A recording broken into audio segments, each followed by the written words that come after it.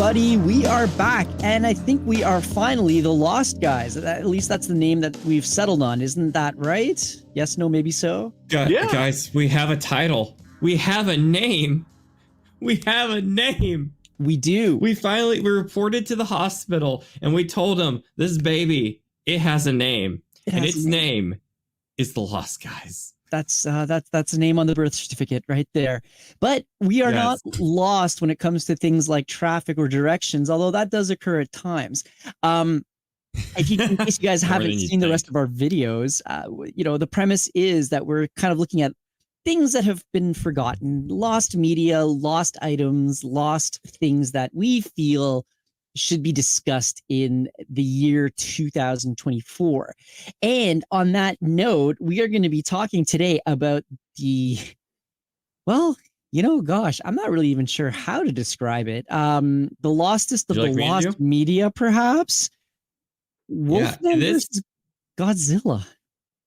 Yes. Okay. So this right here is an unfinished movie. And for those of you who really are interested, there's been a lot of canceled films over the years. The most recent notoriety film was the Batgirl movie that got canceled by Warner Brothers after they decided to take it as a tax write-off. But films get canceled plenty of times throughout history for budget reasons, lack of passion in the project. This was a bit different. This wasn't just a normal canceled Godzilla or Wolfman movie. This Ted was Wolfman, attorney at law. Yes, exactly. No, that's a crossover. Godzilla versus an attorney. Who would win that fight? Well, I'm saying it would probably be the same person or the same creature that would have won this fight if I hadn't seen this movie. I think the first thing I said when you mentioned this, Nolan, and by the way, this was Nolan's idea today.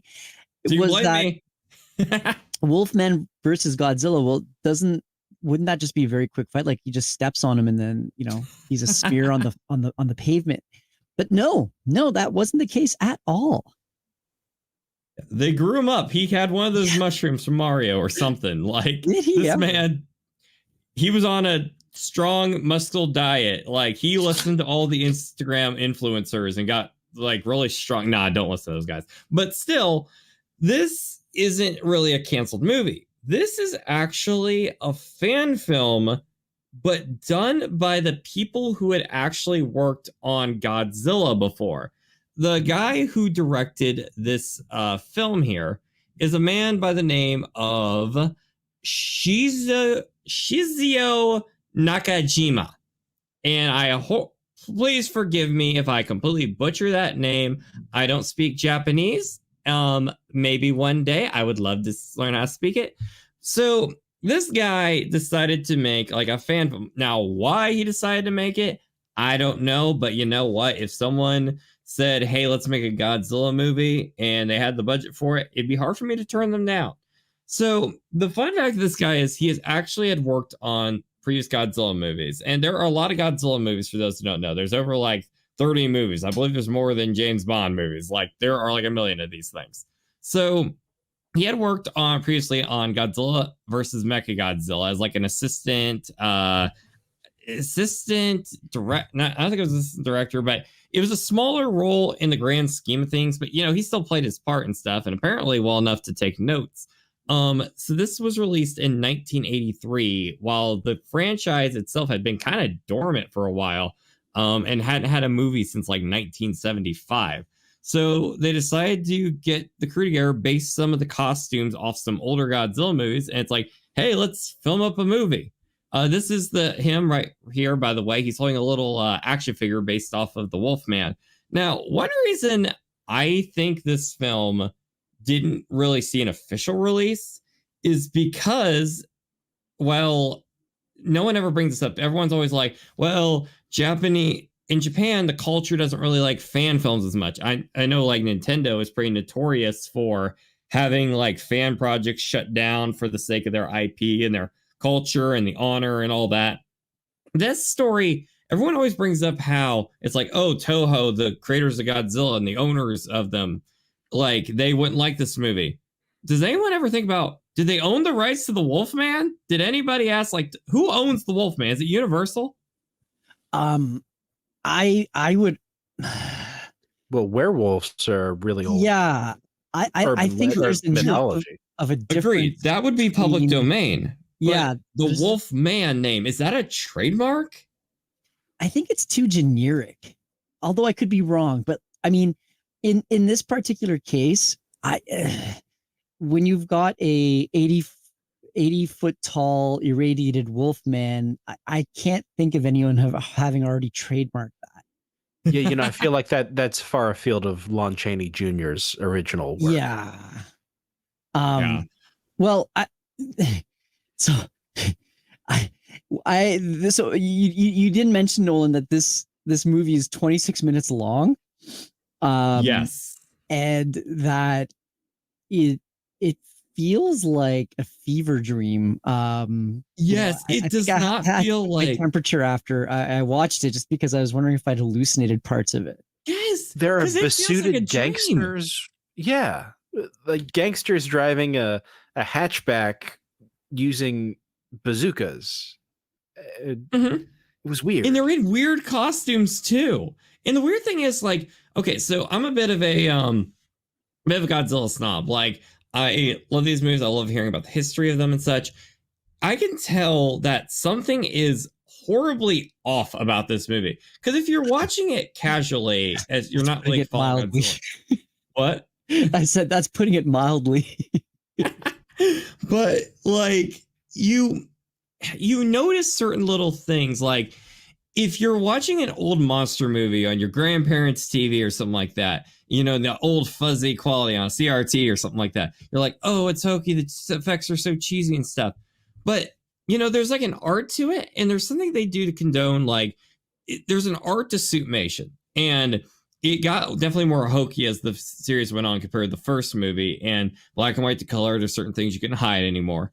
But there's a lot of craft that really makes this art very entertainment, kind of like a showpiece if you're going to watch, I don't know, Cirque du Soleil or something like that. Like, it's magical and it's charming.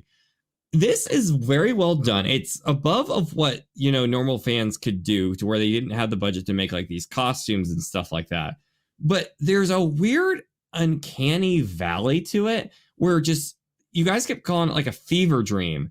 Like, it's very jarring, and some of the acting, you can kind of tell that they weren't getting the most high dollar actors. Some of the shots look a little bit repeated. It's like something you would conceive in your mind, minus probably the terrifying aspect, but depending on how you feel about the Wolfman costume, and his creepy growl thing he does, where he sounds like he's screaming. That growl, I kept hearing it and thinking, they've just clipped the MGM lion, like the first roar. That's the next movie. Didn't you guys know he's gonna fight the Columbia logo?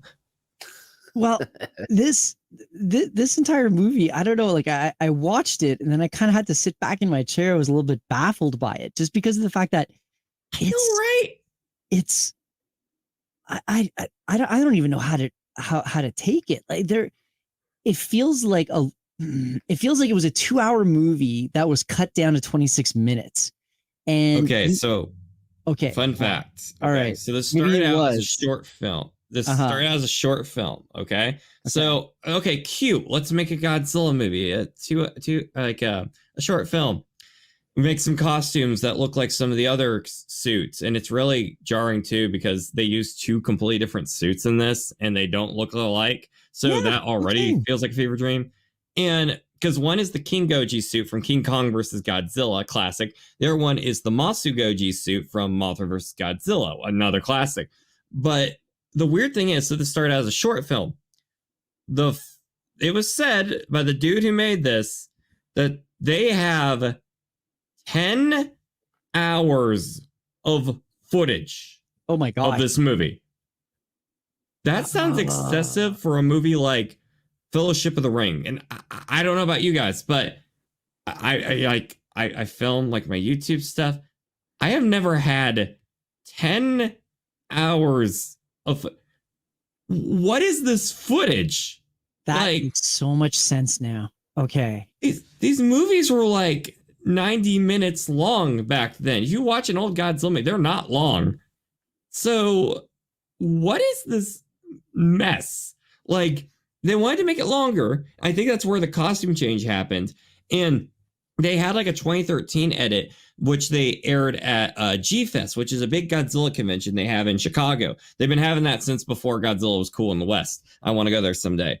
But like I said, like that image you saw of him, I believe that was at G-Fest. And they've made like a 2013 cut, and they've talked about for years getting this on DVD. But as we tell, this is a film from the 80s, and it's not happened. And hopefully one day it does. But I'm still in complete baffle. Like, I'm baffled. Like, 10 hours. If you combine every Lord of the Rings movie, does it hit the 10-hour mark? Like, this seems excessive.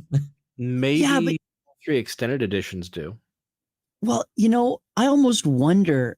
So I was watching this, and I have to say, it really gave me a stronger appreciation for just how professional and classy Power Rangers looks in comparison. But that makes so much sense to me now, because this felt like a sizzle reel, like one of those things that you send to the studios to say, hey, look, can you guys concept? Yeah. Like what people were going on about the acolytes, like supposedly having been, which was, ended up not being the case, but it almost like Thunder Project. But I wonder if that 10 hours was almost maybe in the hopes of it becoming like a TV show, like a serialized TV show or something. That would explain something. And I like maybe try to rework it into a TV series. That is one of the most plausible theories I've ever heard on this. And the crazy thing is, like, one thing I want to give a disclaimer on, because I don't know how versed you guys are in this. This does feel like, because you're using the Power Ranger analogy. The funny thing is, from my boat, and different strokes, different folks, because I love Power Rangers. I grew up on that. I didn't grow up with Godzilla, but I grew up on Power Rangers. Okay. And I ended up becoming a bigger Godzilla fan. This feels more like the knockoff Godzilla than like an actual, because they did it so much better in like the 60s and 70s Godzilla movies than this. Something is just off with this movie. Like there's certain things. Now it's hard to judge it because I don't think it's fair to judge a movie based off an unfinished movie. But at the same time, it feels like a fan film to where you can't quite put your finger on it, but some of the way the characters act don't feel quite right. Just it's kind of like eating a cupcake where instead of getting, the frosting, where they pour it on, they just butter spread it on with a knife, and you're kind of sad when you get your cupcake because you don't feel like you're getting the full thing. It's kind of like that. Well, I mean, so Martin, do you want to give us a quick run through of the plot, as it were? I don't speak Japanese, and there's no subtitles. I tried to make them in Premiere Pro, and it generated a transcript. Martin, where we're going, we don't need words. Right. So the edition that I watched starts with like a cavern of statues, and a guy walking. Suggestive statues, by the way. Yeah, suggestive. I was kind of shocked by that, honestly. I was going to say life statues. Okay. But a guy walking like Indiana Jones. He's got a jacket. He's got a torch. He's exploring, and then it just cuts to like a Japanese version of Thriller. With that actually a woman very concerned that a man is changing into a vampire or a werewolf in front of her. I think it predates Thriller too, or it might be the same year. Oh yeah, I don't know. Wow, was this the secret inspiration of Thriller?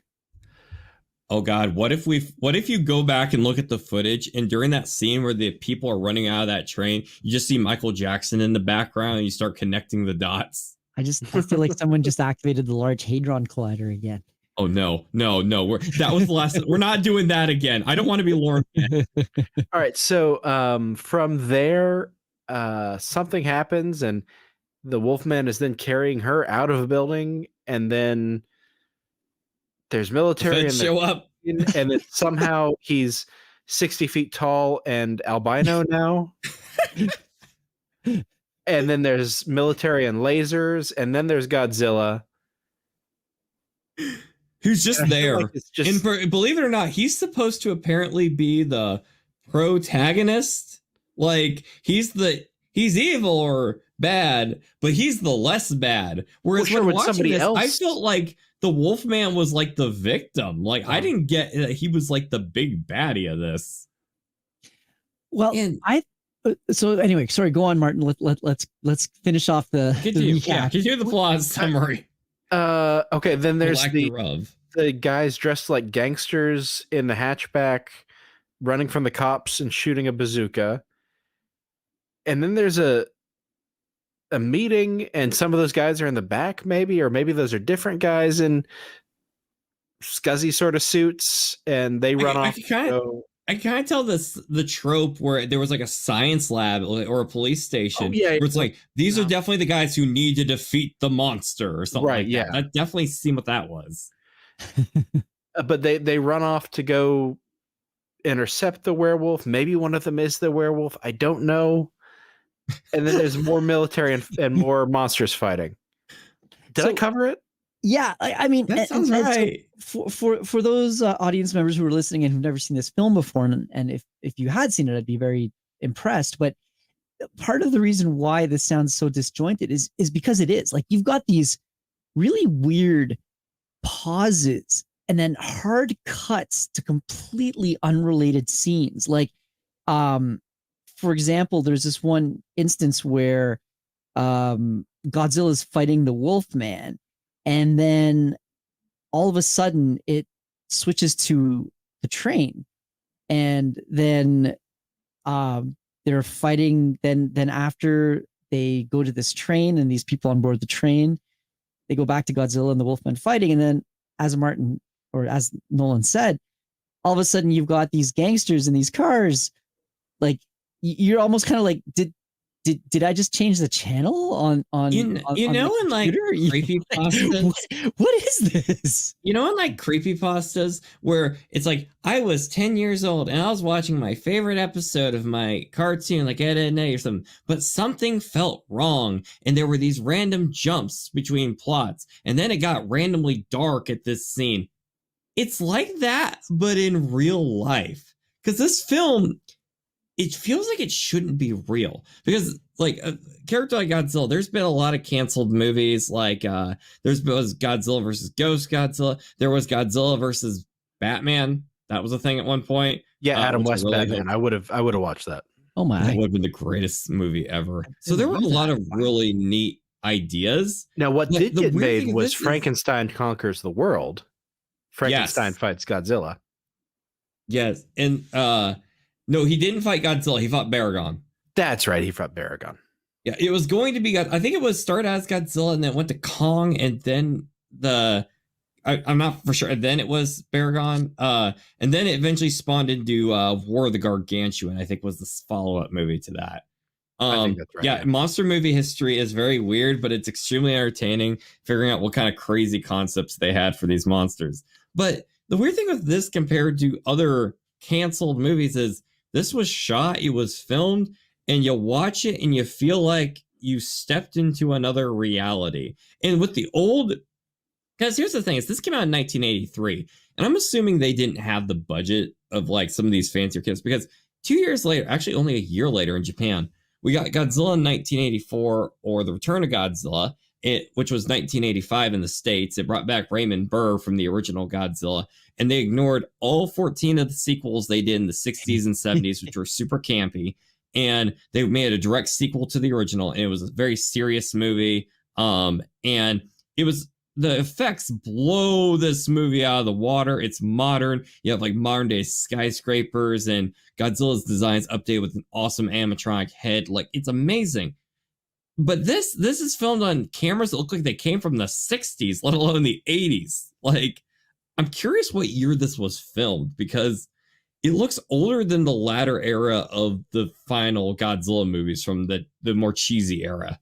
Well, I mean, I noticed that because it felt like it was a number of different unrelated cameras all filming various scenes, then kind of being spliced together. And YouTubers Godzilla movie. Yeah, and that translated over to even things like it's the daytime and then suddenly it's night. Oh, but they're still fighting as if no time has passed. And 1 minute Godzilla has a chunky neck. The next, his head looks completely different. Yeah. And so I think, again, not having known that this was a fan film, I have a lot more forgiveness or tolerance, I guess, for the weird awkwardness of the entire thing. But and I guess it's a pretty big accomplishment because, again, this was made back in 1982, 1983, right? And so that is for a fan film to be done back at that stage is pretty impressive. I guess the closest that you would be able to come to it would be something like some of those Star Trek fan films that they've done, where they've been able to get people like Walter Koenig, like Chekhov back, and the lady who played the casino girl at Deep Space Nine, and the captain of the Enterprise B and whatnot. That's awesome. Yeah. And so I am retracting some of my harsh criticism that I was ready to throw at this, because it is quite an accomplishment, but yeah, it's just really weird. Yeah, it's definitely the poor man's Godzilla, but at the same time, this film deserves credit because, oh my God, like Godzilla films are hard. Like Suitmation is hard. Like practical effects is hard. And honestly, no discredit to the Star Trek fan films. Those are incredible and should definitely, like, I haven't even seen the Star Trek fan films, but I can already tell the amount of love and passion and work they've put into those things. Godzilla's harder, though. You have to make these suits. You need to convey the element of, like, making these humans in these rubber costumes look more like protruding giant monsters. And there's art and science. Every director has their own style and explosives. This is hard to make, and this is an incredible accomplishment, which I'm glad was made, or I guess it's unmade, but you know what I mean. We've had the Snyder cut. Maybe we'll get the 10-hour Godzilla cut. Oh my, yeah. But it's one of those where I hope we can see it released one day, because this is a very strange piece of history, and who knows? I mean, this randomly got uploaded with 20 minutes of it, like, to YouTube, so we never know. Maybe one day it'll just randomly show up, but Nolan, it's weird. I think, give it 5 years, you'll be able to ask ChatGPT to create the entire film for you based on that 26 minutes, I imagine. Martin, I saw the pictures you made. Those were beautiful. Like the art pieces. Like, I thought those were crazy. Yeah. But just to answer Martin's question, it looks like the Wolfman was irradiated after he wolfed out, and it's that reason he became wolfed out. Is that a verb? I think so. And it's for that reason that he became Godzilla sized, and I guess his fur turned white from the radioactive stress or something, perhaps. Yeah, it's got to be. We need a scene like in Batman 89 when Joker falls into the acid. We need that with the Wolfman. You just slowly see him growing out of the slime. But it's interesting. This whole man in a rubber suit monsters type of genre, which I think is called tokusatsu. It's huge in Japan, and it's still going on. And it's the primary driver behind the Power Rangers franchise, which has been around for, gosh, how many years now? 20 years, maybe? Something like that. Early 90s, right? Early 90s. Yeah. Power Rangers was the 90s, but Sentai, I think, goes back to the 70s. Yeah. And it's interesting that stuff like that never really took off in North America prior to Power Rangers. But yeah, I'm still kind of trying to wrap my head around everything that I saw in this film. Like, you leave it thinking that there's way more story there that you have not been told. And how to It's an interesting thing with lost media, isn't it? Yeah. Like, everybody wants to see it unveiled, but at the same time, we're lucky we have situations where, if it's like a lost commercial that people can't find, eventually someone finds it, you get it. Sometimes it's a lost episode of a show. You might have a storyboard and like a plot synopsis and stuff. When you have things that are like canceled games or unfinished movies to where they didn't film everything, or the editing wasn't complete, or a game especially where you see the assets are there but the model isn't finished, it's kind of creepy. Yeah. Like, it's a little bit of both. You get what you want, but you also kind of don't, because you're kind of lost wondering what it could have been. And it's part of the charm of Lost Media. It's like when you find an old piece of something at a garage sale, you might be a little more dirty and a little more warped with yellow sunlight than you want it to be. But at the same time, you really think it's nifty and cool to find, especially if you find something in good condition. Whereas, like, we're really lucky to be in a situation with, like, say, the Lost Media community type people, to where we've managed to find some things that were in their complete form just because of, like, one dude saving a copy or like someone preserving it. I know me and Hangry had this conversation a while back, but literally one person keeping a model in peace can save it from becoming junk or just gone forever. You know, Mrs. Stone and I were talking a while back about the Goonies and the TV edits of the Goonies where, like, they fight an octopus. What? Oh yeah. That's awesome. There's a TV edit where there's a somewhat extended sequence when they're trying to swim to the ship, they have to fight an octopus first. But it was only edited into, like, broadcast TV, and people know about it because of some VHS tapes. And you got to wonder how many 60s, 70s, 80s movies have that sort of thing where there was an edit for broadcast, and maybe somebody recorded it and maybe somebody didn't. You know, how many different editions of these movies are out there that we just don't know about because nobody recorded it? Or like the early episodes. That's way more common than what you exactly. You hit the nail on the head, Martin, because, like, that's what I think it gets overlooked a bit in the Lost Media stuff, is like TV edits, because it's insane the amount of different versions there are, because, like, it's a hard thing to preserve unless someone had a VCR with, like, able to record it. And hopefully we see more things coming up in the coming decade. But that kind of, like, did you guys, speaking of TV edits, did you guys see that Star Wars TV edit that was making the rounds on X? It was yes, I love that. It was from out of, like, Chile or something, and it's when Obi-Wan and Luke are sitting in Obi-Wan's hut, and he's telling him, oh, you know, your father was the greatest star pilot in the galaxy and a good friend. And he's reaching into his, like, little crate there to give Luke Anakin's lightsaber, but instead of the lightsaber, there's a whole bunch of, like, cerveza beers in there. Yeah, because they wanted to integrate the commercial in. And that was hilarious. I saw someone took inspiration from that, and they edited the Phantom Menace. It's that scene when Darth Maul is, like, first shows up, or at the end of the movie when the door is opening, but they replace him and just edit in a pack of the drink in there, and it starts playing the song, and it was hilarious. And I would still accept those things as canon over Disney Star Wars.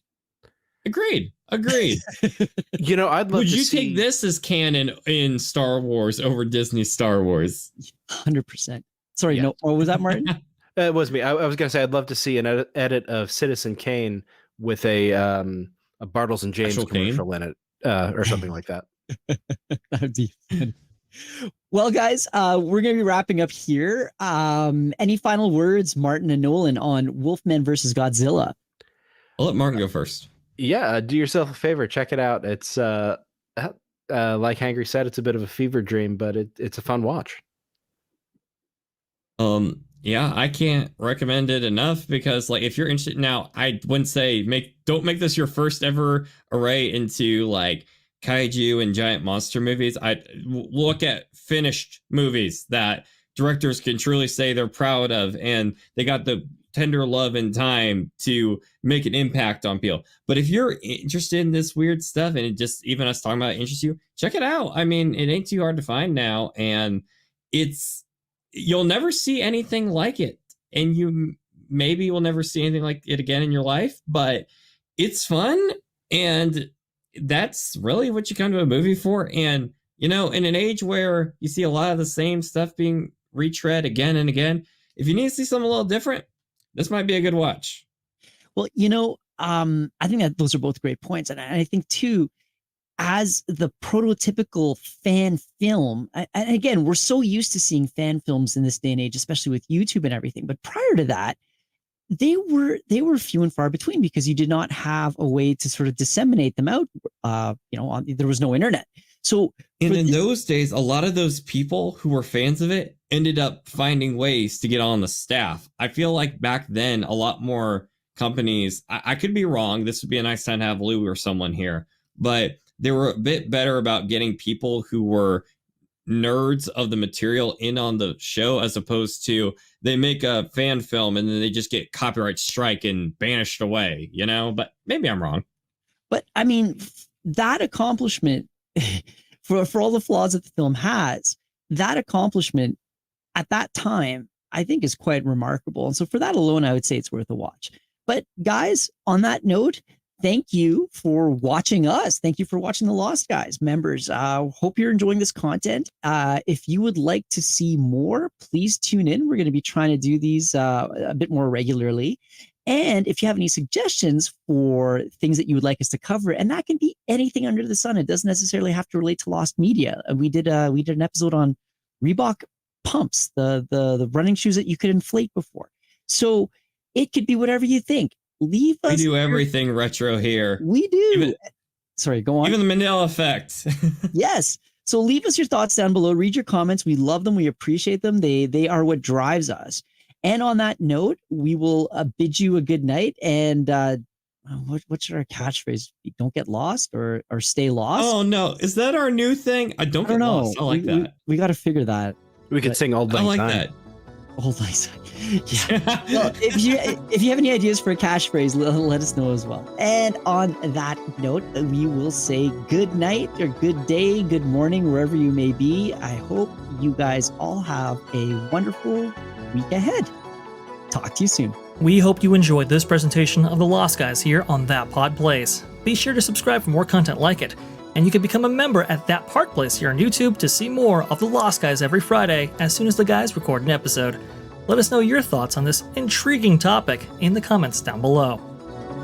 Please comment, like, and share this video, and don't forget to subscribe to That Park Place Podcasts Online, your source for exclusive content and highlights from WDW Pro, The Pro Show, and That Park Place for all the news that should be fun.